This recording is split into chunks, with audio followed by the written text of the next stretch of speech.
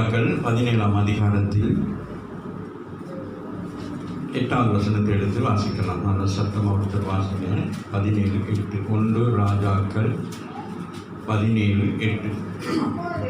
அப்பொழுது கர்த்தருடைய வார்த்தை அவனுக்கு உண்டாயிற்று. மகா இரக்கமும் கிருபை நிறைந்த நல்ல தகப்பனை, இந்த காலை வேலைக்காக மக்கள் நாங்கள் நன்றி சொல்லுகிறோம். இந்த காலை வேலையிலும் அன்பாவை துதிக்க ஸ்தோத்திரிக்க உடைய நாமத்தை பிரசாபப்படுத்த உயர்த்த மகிமைப்படுத்த கர்த்தர் கொடுத்த நல்ல கிருபைகளுக்காக நன்றி சொல்லுகிறோம். சாட்சி வேலையிலும் ஆண்டவரே நீ செய்த நன்மைகளை சாட்சிகளாக சொல்ல கர்த்தர் உதவி செய்து அதற்காக நன்றி சொல்லுகிறோம். இப்பொழுது வார்த்தை வேலையிலே கர்த்தருடைய ஆவியானவர் சாமி ஆண்டவரை நீர் எங்களோடு கூட இடைப்படும்படியாக உடைய கருத்தில் ஒப்புக் கொடுக்கிறேன். வந்திருக்கிற ஒவ்வொருவருக்கும் ஆண்டவரை கர்த்தர் இந்த காலை வேலையில் பேசுவீராக. உடைய வார்த்தைகள் ஒவ்வொருவரையும் பலனடைய செய்யத்தக்கதாக கிருபை பாராட்டுவீராக. இந்த நிகழ்ச்சிகளை யூடியூப் மூலமாக பார்க்கிறவர்கள், ஃபேஸ்புக் மூலம் பார்க்குற ஒவ்வொருவருக்கும் ஆண்டவரை இதை ஆசீர்வாதங்கள் அவர்களுக்கு கடந்து செல்லும்படி உடைய நாமத்தினாலே ஆண்டவரை சகலவற்றை ஒப்புக் கொடுக்கிறேன். கர்த்தரை மறைத்து நீங்கள் வெளிப்படும்படியாக உடைய நாமத்தினாலே ஒப்புக் கொடுக்கிறேன். உங்களுக்கு துதி கனம் மகிமை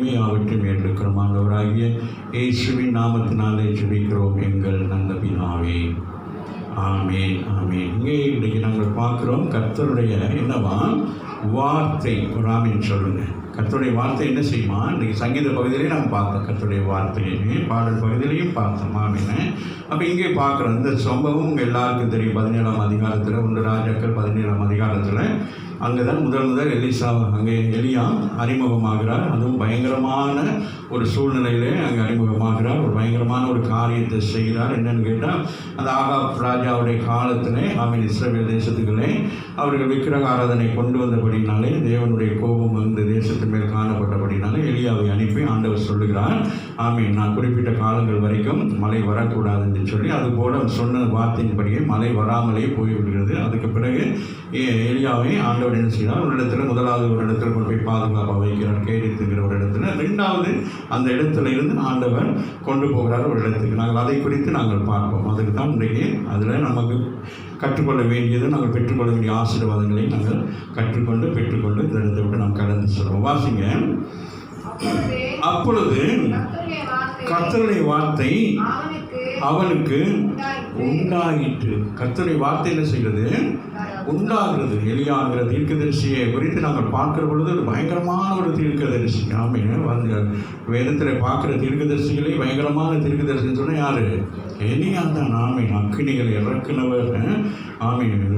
பாகாலுடைய தீர்க்கதரிசிகள் 400 பேரை வெட்டி குவிந்தவர். அதுக்கு பிறகு அவரை சந்திக்க வந்தவங்களை ஆமீன். அப்படி அந்த ஆண்டவருடைய ஊழியத்தில் பயங்கரமான ஒரு வைராக்கியம் உள்ள ஒரு தேவ மனுஷன் தான். ஆமாம். அப்படிப்பட்ட ஒரு தேவ மனுஷனுடைய வாழ்க்கையில் ஒரு சில சம்பவங்கள் வருது. அதை தான் யாக்கோபு சொல்லுகிற போது சொல்லுகிறார், அவ்வளோ பெரிய வல்லமையான ஒரு மனிதனாக இருந்தாலும் அங்கே என்ன சொல்கிறார்? அவரும் நம்மை போல எப்படிப்பட்டவராக இருக்கிறார்?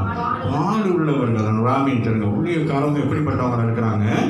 பாடுகள் மத்தியில் தான் ஊழியம். ஆமீன். பாடுகள் மத்தின்னு சொன்னால் சும்மா தேவையில்லாத பாடுகள் இல்லை, ஊழியத்தின் மீது தான் பாடுகள். சும்மா நமக்கு வர்ற சின்ன சின்ன பிரச்சனையெல்லாம் வச்சுக்கிட்டு ஆண்டவர் என்னை பாடுகளை நடத்துகிறாரு, சோதனைகளை நடத்துகிறார், அப்படியெல்லாம் இல்லை. அப்படி ஊழியத்தை நிமித்து நமக்கு என்ன செய்யும்? இன்றைக்கு காலையிலேருந்து ஆராதனை சொல்லி இந்த ஆராதனை முடிகிற வரைக்கும் நாங்கள் என்ன செய்கிறது? ஒரு கற்ப வேதனையோடு கூட தான் என்ன செய்ய வேண்டும்? இந்த வார்த்தையை உங்களுக்கு முன்பதாக கொண்டு வர வேண்டும். ராமின் சொல்லுங்க. வந்திருக்கிற உங்களுக்கு என்ன செய்ய வேண்டும்? இந்த வார்த்தையானது என்ன செய்ய வேண்டும்? உங்களுக்கு பிரயோசனமாக இருக்க வேண்டும். ராமின் சொல்லுங்க. அதுபோல தான் இங்கே நாங்கள் பார்க்குறோம் எலியாவுடைய வாழ்க்கையில் இந்த சம்பவத்துக்கு பிறகு ஆண்டவர் என்ன செய்கிறார் அப்படின்னு சொல்லிட்டு வாசிப்போம். அவர் யாரு? தேவன் சொல்லுகிறார், நீ என்ன செய்ய வேண்டும்? இப்ப நீ என்ன செய்ய வேண்டும்?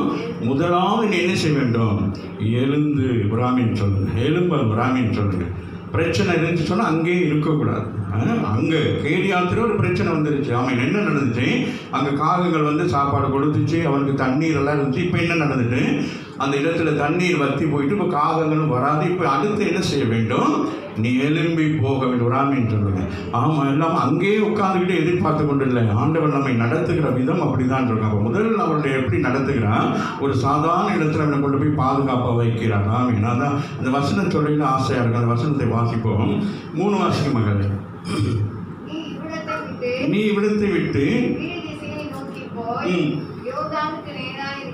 யோர்தானுக்கு போயிருக்கணும். யோர்தான் எப்பொழுதுமே தண்ணீர் வற்றாத ஒரு இடம். ஆனால் யோர்தான் அவருக்கு நினைச்சிருப்பான், இல்லையா என்ன நினைச்சிருப்பான், எனக்கு யோர்தான் சரி பரவாயில்ல அப்படின்னு சொல்லிட்டு. ஆனால் யோர்தானில் போயிட்டு இருக்கல, அது என்ன ஜனங்கள் அடிக்கடி வந்து போகிற இடனால அவனை தேடி கொண்டிருக்கிறாங்க. எலியாவை என்ன செய்கிறாங்க, ஆகாப் ராஜா தேடி கொண்டிருக்கிறான். அவன் சொன்ன வார்த்தையின்படி தேசத்தில் என்ன நடந்துட்டு, மழை இல்லாமல் போயிடுச்சு. யோசிச்சு பாருங்க எவ்வளோ பெரிய பயங்கரம்னு சொல்லிட்டு. அப்போ எல்லாருக்கும் பயங்கர கோபம். அங்கே 18ஆம் அதிகாரத்தில் நம்ம பார்த்தோம்னா அந்த வசனம் சொல்லுது, அநேக நாள் சென்று வாசிங்க அந்த வசனத்தை. 18 3 வருஷம் ஆகையில் கர்த்தருடைய வார்த்தை எலியாவுக்கு உண்டாகி, நீ போய் ஆகாபுக்கு உன்னை காண்பி, நான் தேசத்தின் மேல் மழையை கட்டளையிடுவேன் என்றார். அப்ப அந்த காலம் வரைக்கும் அங்க என்ன நடக்குது, அந்த தேசத்துல மழை இல்லாம போனா என்ன நடக்குது, பஞ்சம் பட்டினி வறுமை இப்படி தானே இருக்கு. அப்போ அந்த நேரத்தில் தான் ஆண்டவர் என்ன சொல்கிறாரு, நீ போயிட்டு எங்கே ஒளிஞ்சிருக்கணும், கேரி தாட்டங்கரையிலே ஒளிந்துடு அப்படின்னு சொல்கிறாரு. அப்போ அங்கே போயிட்டு ஒளிஞ்சிருக்கிறாரு. அதுக்கு பிறகு அந்த சம்பவம்லாம் தெரியும். இப்போ அந்த இடத்துல இருந்து ஆண்டவர் என்ன செய்கிறார், ஒரு வேறு இடத்துக்கு அனுப்புகிறார். இப்போ முக்கியமான இடத்துக்கு அவர் வாராரு. அதை வாசிப்போம். நீ எழுந்து சீதோனுக்கு அடுத்த சாரிபாத் ஊருக்கு போய் அங்கே தங்கியிருன்னு சொல்கிறார். உடாமின்னு சொல்லுங்க. உன்னை பராமரிக்கும்படிக்கு அங்கே இருக்கிற ஒரு விதவைக்கு கட்டளையிட்டேன் என்று சொல்லுகிறார். ஆமீன். ஆண்டவர் என்ன செய்கிறார், எலியா தீர்க்கதரிசிக்கு ஆமீன் இப்போ யாரு சாப்பாடு கொடுக்கணும், இப்போ 3 வேளை சாப்பாடு கொடுக்கறதுக்கு ஒரு ஆளை ஆண்டவர் தெரிந்து கொண்டிருக்கிறார். ஆமீன். அப்போ இதை வாசித்தேன், நான் நேற்று வாசிக்கிறத யோசித்தேன். ஆமீன். அப்போ ஆண்டவர் என்ன செய்கிறார், அந்த விதவைக்கு எப்படி போய் கட்டளை கொடுத்தாரு தெரியல, எப்படி போய் பேசினான்னு தெரியல. ஆமீன். ஆனால் ஆண்டவர் சொல்கிறார், நான் என்ன செய்திருக்கிறேன், அவளுக்கு கட்டளை கொடுத்திருக்கிறேன். என்ன கட்டளை கொடுத்திருக்கிறேன், இப்படியாக தேவனுடைய மனுஷன் உன்னிடத்திலே வருவான், அந்த வந்து அவன் இருக்கிற காலம் வரைக்கும் என்ன செய்ய வேண்டும், அவனுக்கு நீ ஆகாரம் கொடுக்க வேண்டும் என்று சொல்லி கட்டளை கொடுத்திருக்கிறான். சரியான வசனத்தை வாசிக்கணும். அவன் எப்படியே சொன்னபடி, கர்த்தர் சொன்னபடி சொன்ன இடத்துக்கு போகணும். ராமன் சொல்லுது, சொன்னபடி வேற இடத்துக்கு போயிடக்கூடாது. ஆமீன்.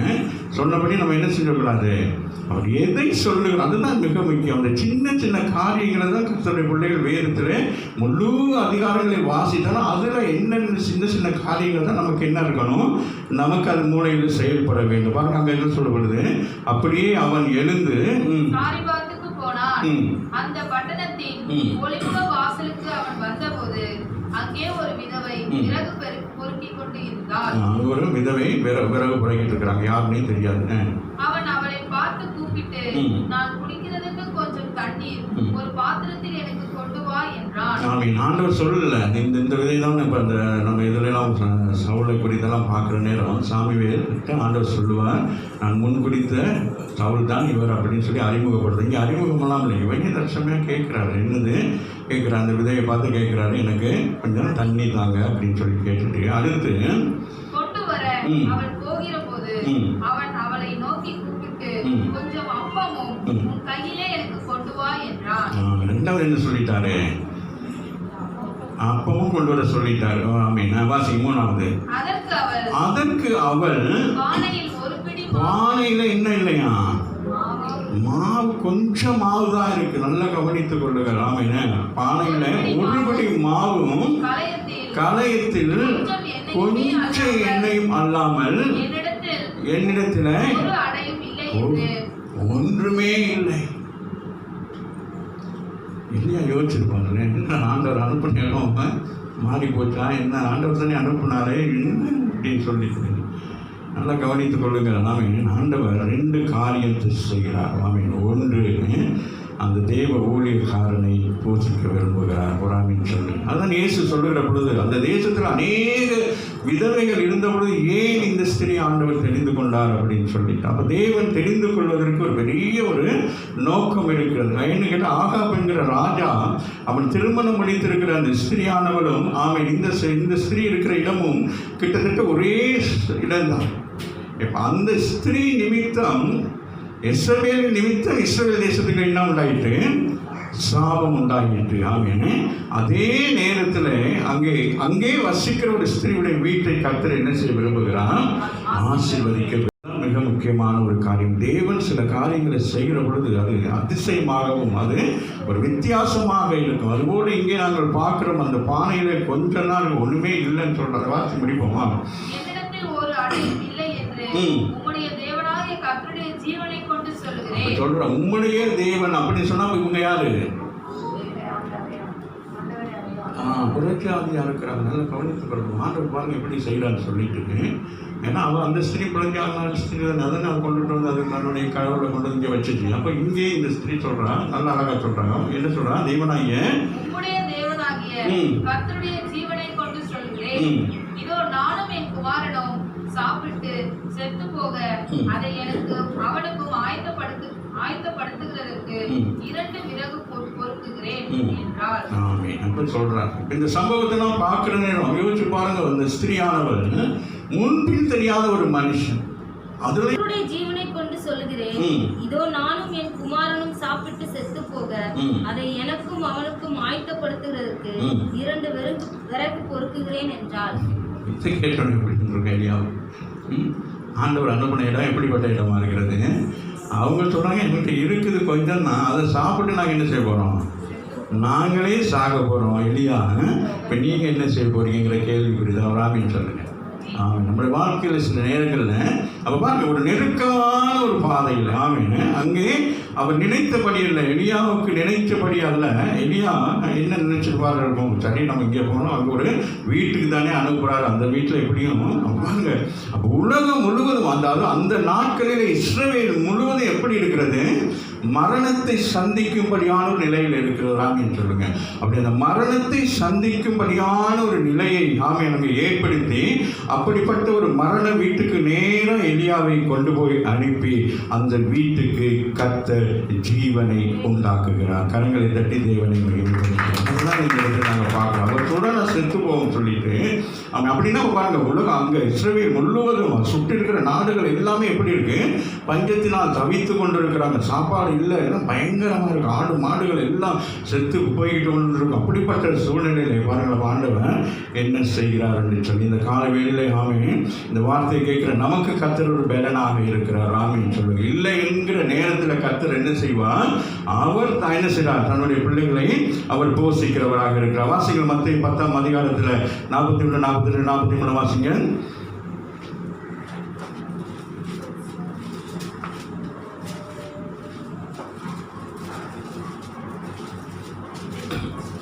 தீர்க்கதரிசி என்னும் நாமத்தின் நிமித்தம் தீர்க்கதரிசியை ஏற்றுக்கொள்கிறவன் தீர்க்கதரிசிக்கேற்ற பலனை அடைவான். ஆமென். அப்ப தீர்க்கதரிசிக்கு ஒரு பலன் ஒன்று இருக்கு. ஆமென் சொல்லுங்க.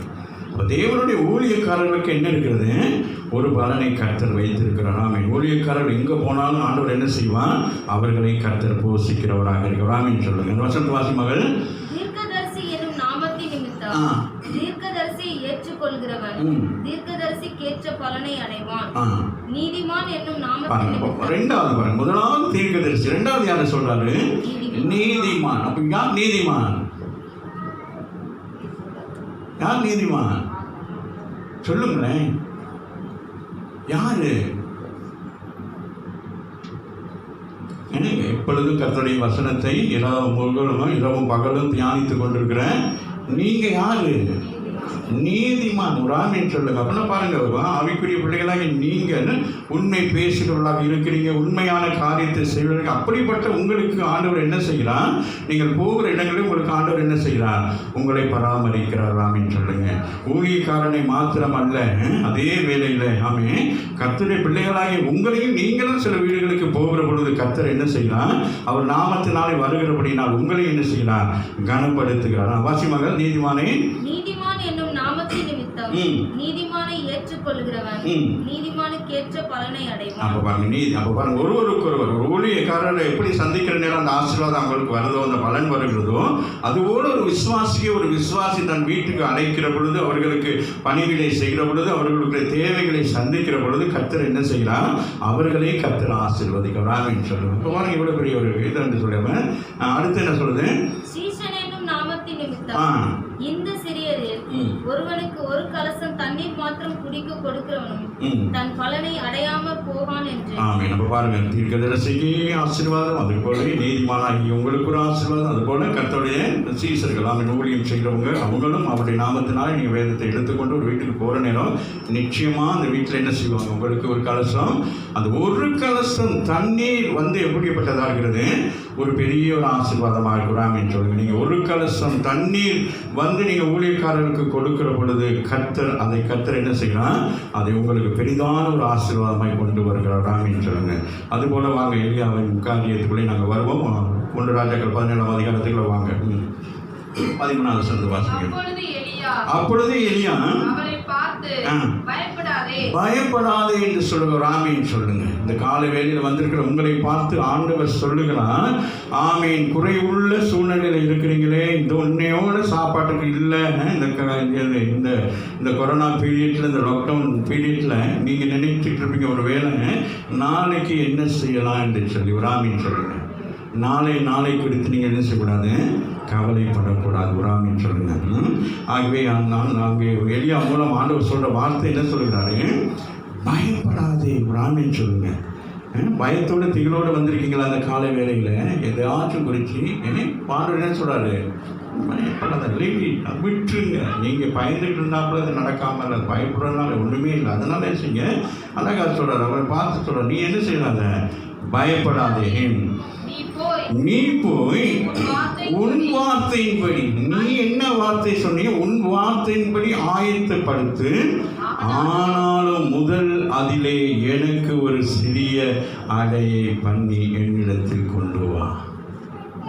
இருக்கிறதே என்னது, என்னமா, ஒரு பிடி மாவுல என்ன செய்யணும், அவங்க 2 பேருக்கு தான். இதுல இவர் என்ன செய்யறாரு, சிறிய ஒரு அடை வராமின்னு சொல்லுங்க. நீங்கள் கொஞ்சத்தில் உண்மையுள்ளவர்களாக இருந்தால் அவங்களை அநேகத்தில் ஆசிர்வதி ராமின்னு ஊழியக்காரருக்கு கொஞ்சம் கொடுத்தா போதும் ராமின்னு சொல்லுங்க. உங்கள் பானை நிறையும் ராமின்னு சொல்லுங்க. ஆமீன். உங்களை வேறு என்ன நிறையணும், மனசு நிறைய நீங்கள் கொடுத்தீங்கன்னா என்ன நினைக்கும், என்ன நடக்கும். இப்போ பாருங்க, அது முடிஞ்சு போச்சு. அதுதான் எனக்கு ஒரு பெரிய ஆச்சரியம். இது என்னன்னு கேட்டால் பாருங்களேன், அந்த வசனம் எப்படி கிரியை செய்கிறதுன்னு சொல்லி இன்னைக்கு சங்கீதத்தில் தியானித்தது போல ஆண்டவருடைய சத்தம் எவ்வளோ பயங்கரமாக இருக்கணும்.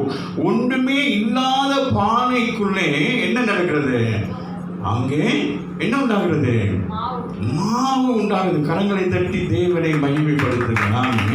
ஒன்றுமே இல்லை, எடுத்து தொடச்சி போட்டாச்சு. நம்ம மாதிரி போட அந்த அம்மாவும் நம்ம தான் வீட்டுகளில் பானை உள்ளெல்லாம் தொடச்சி போட்டுட்டு தான் அப்புறமே வீட்டுக்காரர்கிட்ட சொல்லுவோம், எனக்கு அரிசி இல்லை, நேற்று சொல்லியிருக்கலாமே.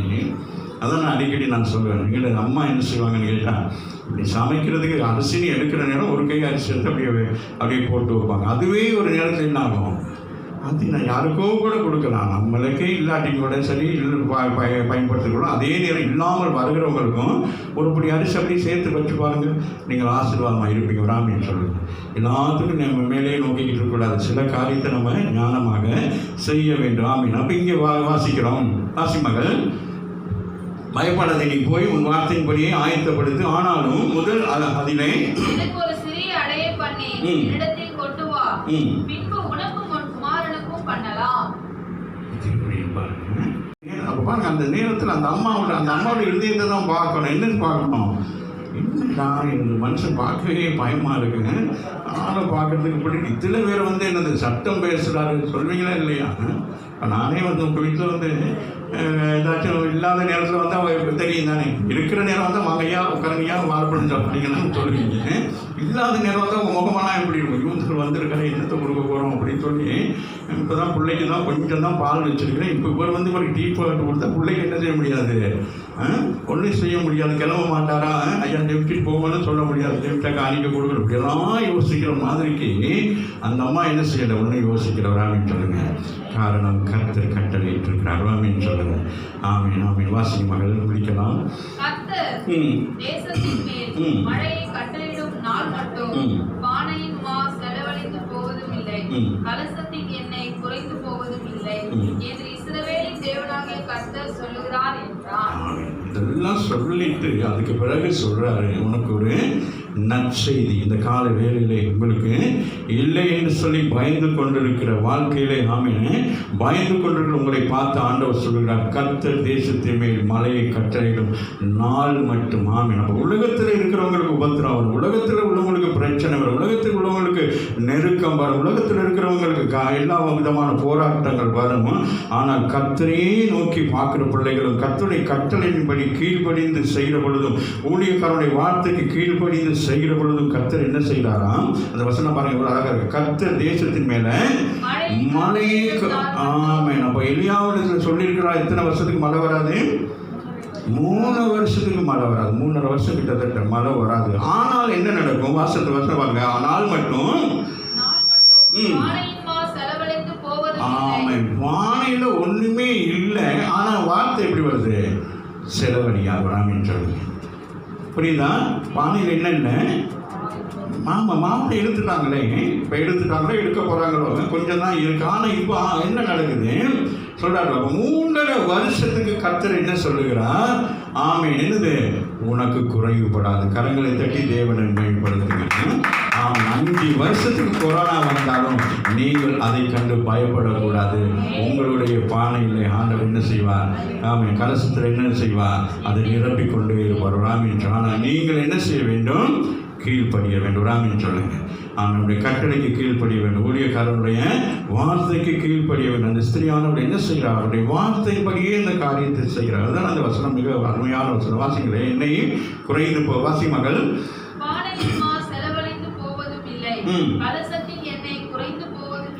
என்ன ஆசீர்வாதம்! நம்ம ஆண்டவர் கொடுக்குற ஆசீர்வாதம் எப்படிப்பட்ட ஆசீர்வாதம்? ஆணையிலிருந்து மாவு எடுத்து என்ன ஆகும்? இது குறைய மாட்டேங்குது. என்ன எவ்வளோ பெரிய ஒரு செழிப்பு! யோசிச்சு பாருங்க. நம்ம ஆண்டவருடைய ஆசீர்வாதத்துக்கு பாருங்க எவ்வளோ பெரிய ஒரு பயங்கர. ஏன்னா பஞ்ச பட்டினி எங்கேயும் போயிட்டு என்ன செய்ய முடியாது? என்ன செய்ய முடியாது? தேசம் பஞ்சத்தில் இருக்குது, பட்டினியில் இருக்குது. அப்போ நீங்கள் என்ன செய்ய முடியாது? போயிட்டு என்ன செய்ய முடியாது? இப்போ இந்த கடந்த காலங்களில் இலங்கையில் இந்த கொரோனா நிமித்தமாக அங்கே சாப்பாட்டு இதெல்லாம் இல்லாமல் போயிட்டான். பால் இல்லைன்னு சொல்கிறாங்க, அதுபோல் கேஸ் இல்லைன்னு சொல்கிறாங்க. அப்படி முக்கியமானது எல்லாமே இப்போ இல்லாமல் அது ஒரு நெருக்கடியான சூழ்நிலையில் அவங்க வாழ்ந்து கொண்டிருக்காங்க. அதுபோல் இந்த பஞ்சம் பட்டினி அப்படின்னு வர்ற நேரத்தில் இவங்க வெளியில் போயிட்டு தங்களுக்கு பொருட்களை வாங்காதபடிக்கு கர்த்தர் என்ன செய்கிறார்? உள்ளுக்குள்ளே ஆசீர்வதிக்க ஆமென் சொல்லுங்க. யோசிச்சு பாருங்கள். இதெல்லாம் நம்ம யோசிச்சு பார்க்கல. நீங்களாம் இந்த ஏதாச்சும் சின்ன சின்ன பிரச்சனைக்கெல்லாம் கவலைப்பட்டுக்கிறீங்கன்னா நீங்கள் ஆண்டவரையும் ஏமாற்றி உங்களையும் ஏமாத்துற மாதிரி தான் இருக்கிறாங்க. பானையில் யோசிச்சு பாருங்க. இந்த வசனத்தை இன்னொரு முறை வாசிங்க. இப்போ தான் காட்டி எப்படி செலவழியாமல் போகும்? எத்தனை பேர் இருக்கிறாங்க? எலியா, இந்த அம்மாவுக்கு பையன், அதுபோக சொந்தக்காரங்களும் வந்துடுறாங்க. வராமன்னு சொல்லுங்க. நம்ம நல்லா இருந்தால் என்ன நடக்கும்? இப்போ இவ்வளோ வேறு சாப்பிட்றதுக்கு அந்த ஒரு பானையில் யோசிச்சு பாருங்க. இந்த ஆசீர்வாதத்தை கர்த்தர் உங்களுக்கு தருவார். ஆமென் சொல்லுங்க. ஆமென். அன்றைக்கு எலியாவுக்கு செய்வாரானால், அன்னைக்கு சாரிபாத்து வீட்டுக்குள்ள ஒரு அற்புதத்தை செய்வாரானால், ஏன் இன்றைக்கு உங்களுக்கு செய்ய மாட்டாங்க? இந்த விசுவாசத்தை கொண்டு நீங்கள் செயல்படணும். இதை சொல்லி ஜெபிக்கணும். சாரிபாத்தின் தேவன் என்னுடைய தேவன். சாரிபாத்துடைய சட்டியா பானையா என்னது? அந்த நாட்களில் சட்டி பானை தான். அதை ஆசீர்வதித்த தேவன் என்ன செய்ய வேண்டும்? என்னையும் ஆசீர்வதிக்க வேண்டும் அப்படின்னு சொல்லிட்டு வராமின்னு சொல்லுங்க. ஆமென். அப்போ கர்த்தர் நம்மை ஆசீர்வாதம். அந்த சின்ன சின்ன காரியங்களை தான் நம்ம என்ன செய்ய வேண்டும்? ஆண்டவருடைய அதிசயங்களை பார்க்கலாம். இது வரைக்கும் வாசிச்சிருக்கிறோம், தெரியும் முறை வாசிக்கிறோம். ஆனால் யோசித்து தான் பார்க்கணும். இதுவா எப்படி அப்படின்னு சொல்லிட்டு வராமின்னு சொல்லுங்க. வாசிங்க.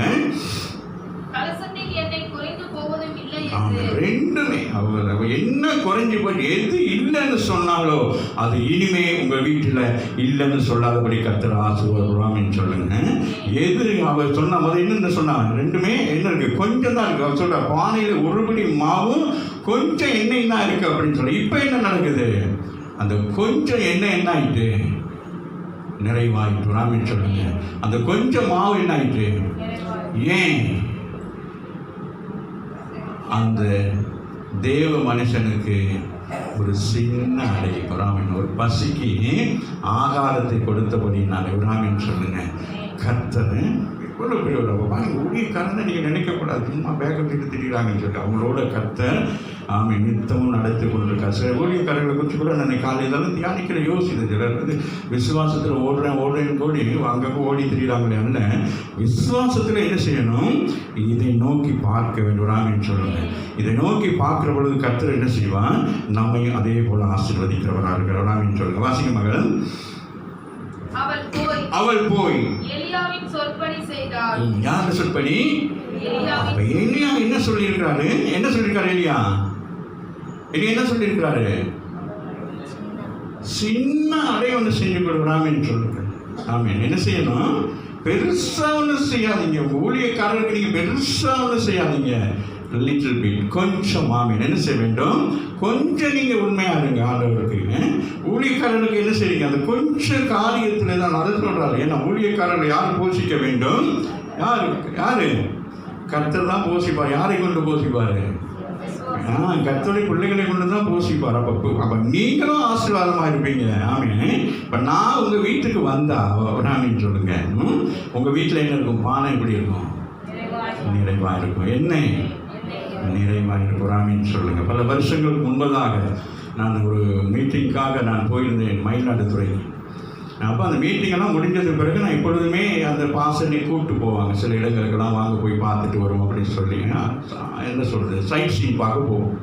அப்போ சைட் சீன் பார்க்க போகிற நேரம் ஒரு வீட்டுக்கு முன்னால் கொண்டு போயிட்டு நிப்பாட்டி ஜீப்பை நிப்பாட்டிட்டு அவங்க அந்த அவங்க வீட்டாரோட பேசிக்கிட்டே இருக்கிறாரு, தர்க்கம் பண்ணி பேசிக்கிட்டே இருக்கிறாங்க. அப்புறம் நான் போய் கேட்டேன் என்ன அப்படின்னு சொல்லிட்டு. அப்போ சொன்னாங்க, ஐயா இல்லை உங்களுக்கு சாப்பாடு ரெடி பண்ணுறாங்களா, நீங்கள் சாப்பிடுவீங்களா? ஏன்னா சென்னையில் போனால் நம்ம சாப்பிட மாட்டோம்னு நினைப்பாங்க போல, நம்ம அப்படி தானே போவோம் போட்டுக்கிட்டு.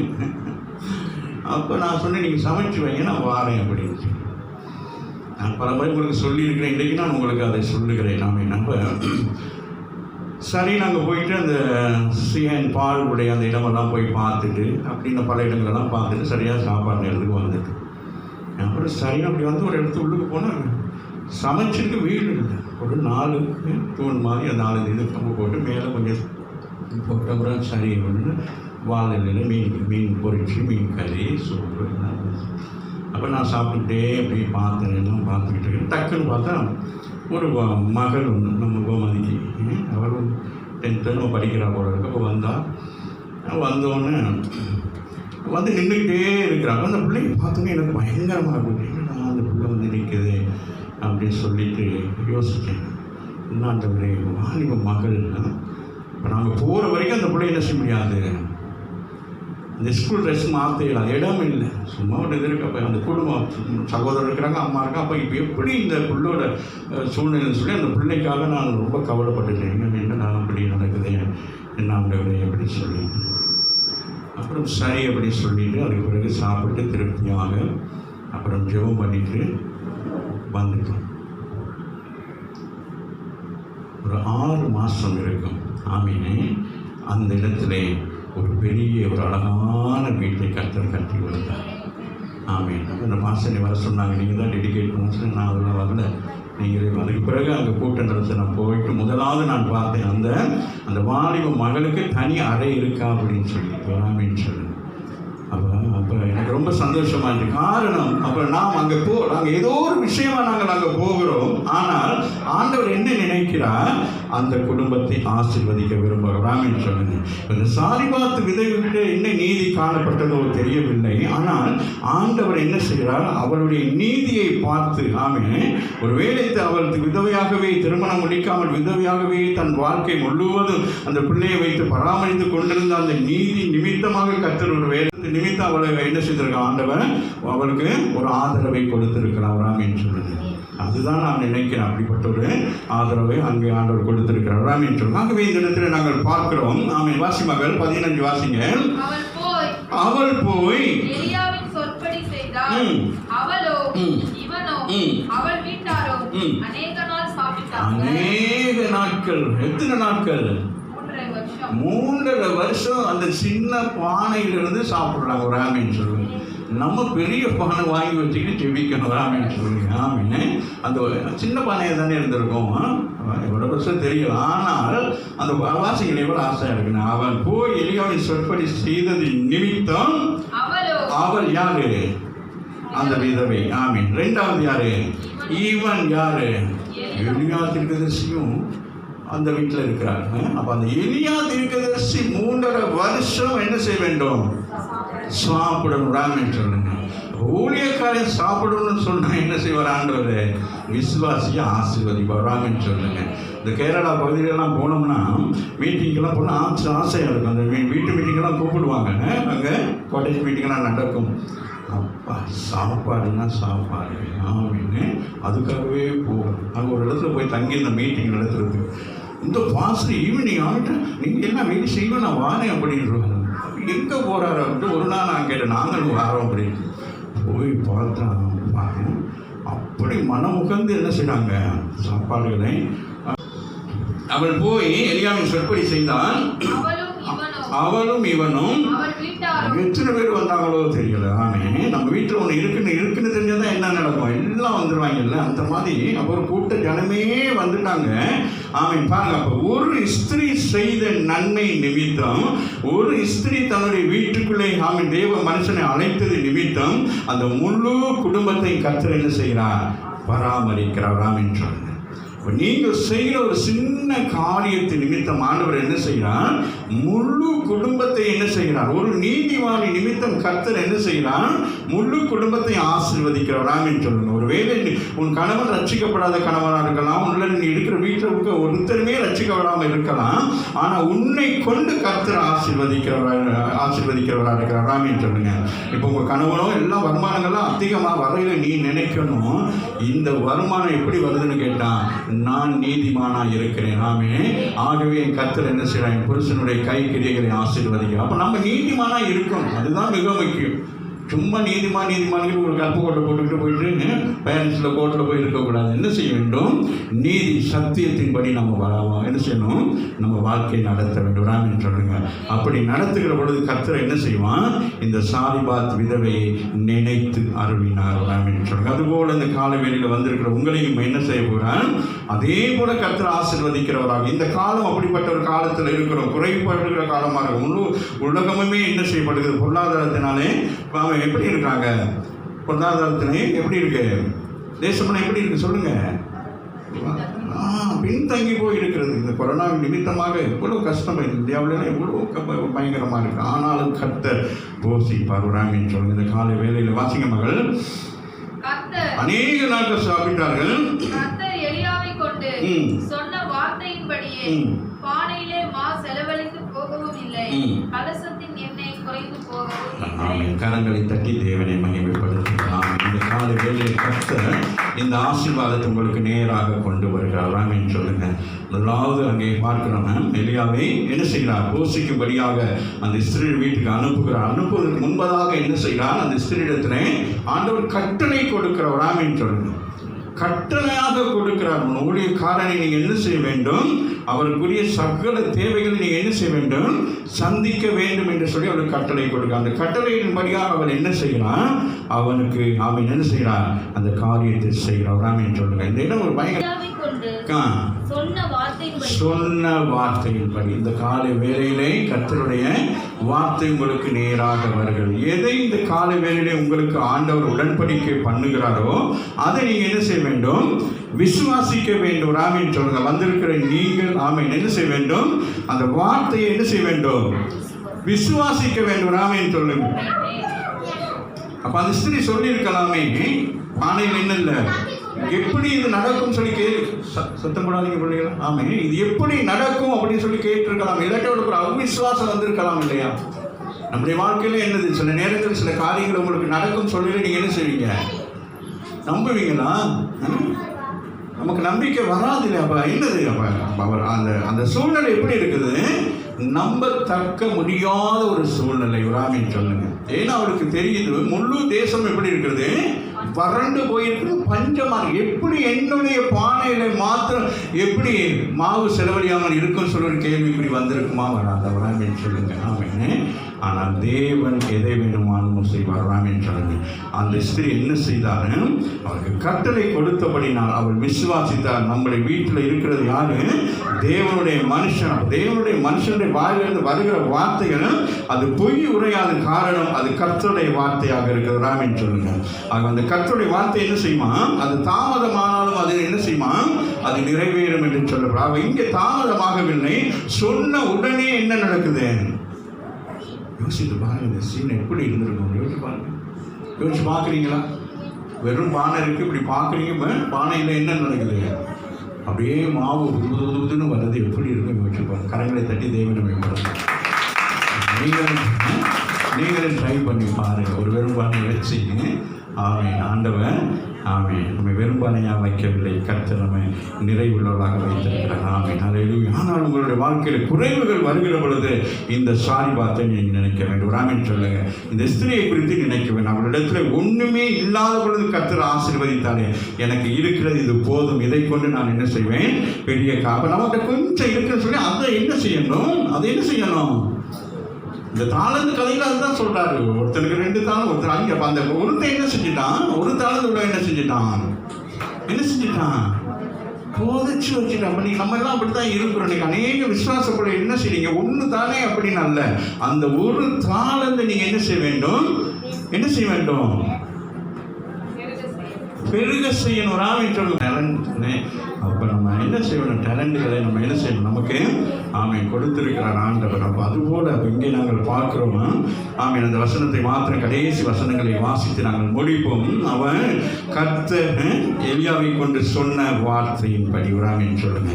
இந்த காலை வேளையிலே கர்த்தருடைய வார்த்தை உங்களுக்கு நேராக வருகிறது. அது எதை சொல்லுகிறேன்னா, பானையில் என்ன செய்யலையா? மாவு செலவழியவே இல்லையா? ராமன் சொல்லுவோம். அது பாருங்க, செலவழியவில்லை. கலசத்தில் எண்ணெயும் குறைந்து போகவில்லை. அப்போ பாருங்கப்பா, அந்த ஆசீர்வாதம் அப்போ நிறைவான ஒரு ஆசீர்வாதத்தை வைக்கிறார். ஆமேன். இந்த பூமியை உண்டாக்கி இன்னைக்கு எத்தனை வருஷங்கள், எத்தனை கோடி வருஷங்கள் குறைபட்டிருக்கிறதா? இல்லை. ஆமாம். மனுஷர்கள் சோம்பேறித்தனமாக இருக்கிறதுனால தான் இன்றைக்கி என்ன நடக்குது? அநேக காரியங்களை இன்றைக்கி இழந்து கொண்டிருக்கோம். மரங்களை வெட்டுகிறதுனால மழை வர மாட்டேங்குது. இப்படி மனுஷன் தகாத காரியங்களை செய்து இழப்புகளை ஏற்படுத்தி கொள்ளுகிறானே அண்டி கர்த்தருடைய வார்த்தை ஒரு நாளும் ஆமேன் அது குறைந்து போவதாக இல்லை. அது நமக்கு நிறைவான ஆசீர்வாதத்தை கொடுக்கிறதாக இருக்குது. இந்த காலை வேளை கர்த்தருடைய வார்த்தை ஆமேன். ஆமேன். இந்த வசனத்தை மாத்திரம் கடைசியாக நாங்கள் வாசித்து முடிப்போம். கர்த்தருடைய வார்த்தை வாசிங்க. 8 வாசிங்க. 17:8.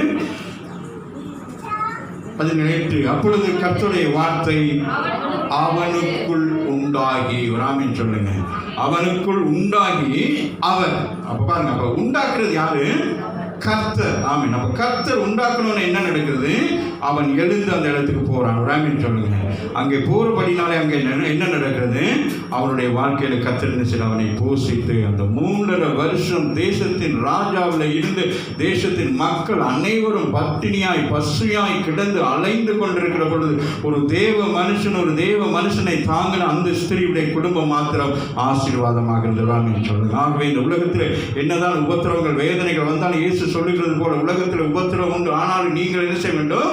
திடம் கொள்ளுங்கள், நான் என்ன செய்வேன்? இந்த உலகத்தை நான் ஜெயிப்பேன் என்று சொல்லுகிறார். கரங்களை தட்டி தேவனை மேம்படுத்தும். எழுதி போனால் எல்லாம் வெளியிட்டு கர்த்தர் ராமி நம்முடைய வாழ்க்கையிலும் இந்த அற்புதங்களை செய்கிறவராக இருக்கிறார். அல்லேலூயா. நம் கண்களை மூடி நம்